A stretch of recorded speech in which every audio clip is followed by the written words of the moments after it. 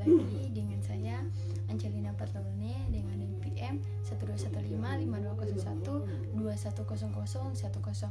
Nah, di video kali ini saya akan menjelaskan secara singkat tentang materi sistem operasi komputer, beberapa jenis sistem operasi, dan sejarah perkembangan sistem operasi sampai struktur DMA. Pasti di antara kalian banyak yang bertanya, apa itu sistem operasi komputer? Nah, sistem operasi komputer merupakan software pada komputer yang melakukan kontrol serta manajemen hardware dan segala operasi dasar sistem, termasuk mengoperasikan software aplikasi seperti program pengolah data yang berguna untuk mempermudah kegiatan manusia. Fungsi sistem operasi komputer. Terdapat 4 fungsi utama dari adanya sistem operasi komputer yang perlu kita ketahui. Pertama, manajemen perangkat. Fungsi pertama dari sistem operasi komputer yaitu sebagai pengontrol atau mengatur jalannya komunikasi antar perangkat yang dilakukan dengan melewati semua drive. Kedua, manajemen prosesor. Fungsi dari sistem operasi komputer lainnya adalah manajemen prosesor, di mana adanya sistem operasi komputer dapat mendukung proses multiprogramming. Proses ini untuk menetapkan pada tingkat mana yang menggunakan prosesor dalam jangka waktu tertentu. Ketiga, manajemen memori. Pada fungsi sistem operasi komputer kali ini terbagi menjadi 2 macam, yaitu primer memory dan main memory. Primer memory berarti kebutuhan penyimpanan yang diutamakan, seperti RAM. Sedangkan main memory berarti penyimpanan yang dapat diakses langsung lewat CPU. Keempat, manajemen file.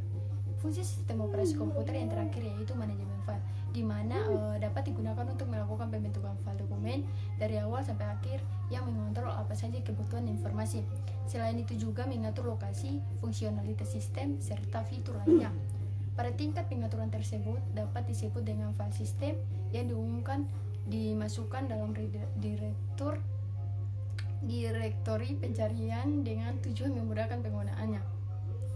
Nah, setelah mengurai pembahasan mengenai apa saja fungsi sistem operasi komputer, kali ini kamu akan mengetahui apa saja sistem operasi komputer itu beserta masing-masing karakternya. Yang pertama, Windows. Windows merupakan salah satu sistem operasi komputer yang tergolong populer.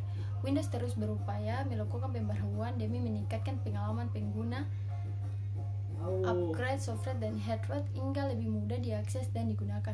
Banyak pengguna yang memilih menggunakan sistem operasi komputer ini karena sistem yang dianggap kompatibel dengan banyak jenis software. Selain itu, terdapat banyak program komputer yang berjalan baik dengan menggunakan Windows karena dikembangkan oleh Microsoft. Kedua, Mac OS. Sistem ini hanya dapat bekerja pada perangkat khusus milik Apple.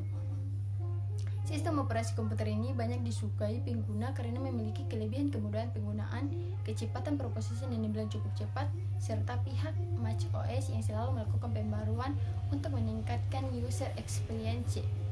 Selain itu, dapat keunggulan lainnya yang berupa jarang ditemukan adanya bug, serta sistem ini mampu membuat perangkat sulit untuk diretas. Ketiga, Linux. Berbeda dengan 2 sistem operasi komputer sebelumnya, Linux merupakan keluarga sistem sumber terbuka yang mana sistem ini dapat dimodifikasi dan distribusikan oleh siapapun.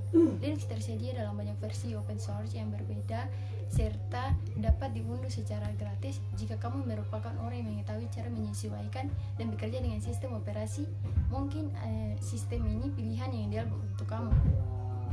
Serta apabila perkodean dan pekerjaan back-end semacam ini menarik untuk kamu dapat menggunakan sistem operasi komputer ini dan mulai memanipulasinya. Keempat, MS-DOS. MS-DOS yang memiliki kepanjangan Microsoft Disk Operating System merupakan sistem operasi komputer yang dominan untuk komputer pribadi. Sistem tidak memiliki kemampuan multitasking dan multi-user dalam sistem operasi Unix dan MS-DOS, terbatas pada antarmuka basis perintah, berbeda dengan graphical user interface yang ramah pengguna dari komputer Macintosh awal dari Apple. 5. Unix. Unix adalah sistem operasi komputer multi-user dan multitasking yang paling kuat dan populer. Sistem multi dimaksud sebagai sistem pembagian waktu yang memungkinkan banyak pengguna untuk mengakses komputer mainframe secara bersamaan. Ken Thompson, Dennis Ritchie, dan lainnya mengembangkan blok bangunan dasar Unix termasuk sistem file hierarkis yaitu konsep proses yang penerjemah baris perintah untuk PDP sampai 7. Dari sana beberapa generasi Unix dikembangkan untuk berbagai mesin. Keenam, Android. Sistem operasi komputer lainnya yaitu Android. Walaupun Android cenderung lebih integratif dengan smartphone, namun ada juga tablet convertible yang menggunakan sistem operasi komputer Android. Contohnya perangkat Asus Transformer yang berfungsi sebagai tablet, namun setelah kamu menambah keyboard, tablet tersebut dapat diklasifikasikan sebagai komputer Android. Ketujuh, Chromium OS. Chromium OS adalah sistem operasi tempat Google Chrome OS dibangun yang mendukung laptop, Chromebook, dan stasiun kerja Chrome OS. Keunggulan yang dimiliki sistem ini adalah kecepatan dalam perprosesan. Chromium OS mampu menghilangkan setiap proses yang tidak perlu dan menjalankan semua yang mungkin dapat dilakukan secara paralel, memungkinkan pengguna beralih dan menyalakan komputer hingga menjalani web dalam beberapa detik. Nah, sekarang kita masuk ke sejarah perkembangan sistem operasi. Sistem operasi generasi pertama 1940 hingga awal 1950-an. Ketika komputer elektronik di mana pertama kali diperkenalkan pada tahun 1940-an, mereka diciptakan tanpa operasi. Semua pemrograman dilakukan dalam bahasa mesin mutlak, sering dengan kabel sampai ke port untuk mengontrol fungsi-fungsi dasar mesin. Selama ini komputer generasi umumnya digunakan untuk memecahkan perhitungan matematika sederhana. Sistem operasi tidak selalu diperlukan. Sistem operasi generasi kedua 1955 sampai 1965. Sistem operasi pertama diperkenalkan pada awal tahun 1950-an. Itu disebut ROPS dan telah dibuat oleh General Motors untuk mesin IBM yang 701. Sistem operasi di tahun 1950 disebut sistem batch processing tunggal screaming karena data diserahkan pada kelompok. Mesin-mesin baru yang disebut mainframe dan mereka digunakan oleh operator profesional di ruang komputer besar.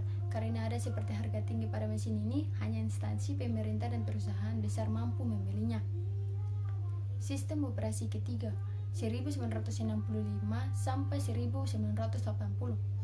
Pada 1960-an, sistem operasi desainer mampu mengembangkan sistem multiprogramming di mana program komputer akan melakukan beberapa pekerjaan di pengenalan time. Yang sama dari multiprogramming adalah bagian utama dalam pengembangan sistem operasi karena memungkinkan sebuah CPU menjadi sibuk hampir 100% dari waktu itu beroperasi. Sistem operasi generasi keempat 1980 sampai hari ini. Generasi keempat dari sistem operasi melihat menciptakan komputasi pribadi. Meskipun komputer ini sangat mirip dengan mini komputer yang dikembangkan pada generasi ketiga, komputer pribadi dia sangat kecil dari produksi mini komputer.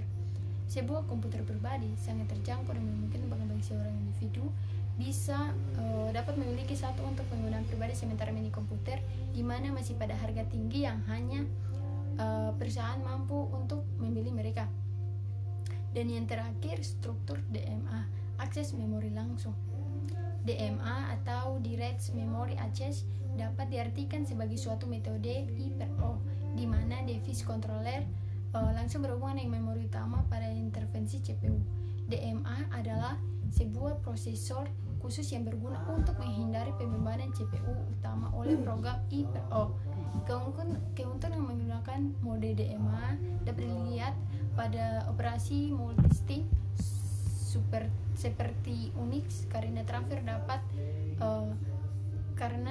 data yang mode DMA akan menghemat sumber daya CPU, dapat menggunakan sumber daya tersebut untuk yang lain. Demikian penjelasan secara singkat dari saya, semoga bermanfaat dan dapat dimengerti ya. Jangan lupa like, comment, subscribe. Terima kasih sudah menonton.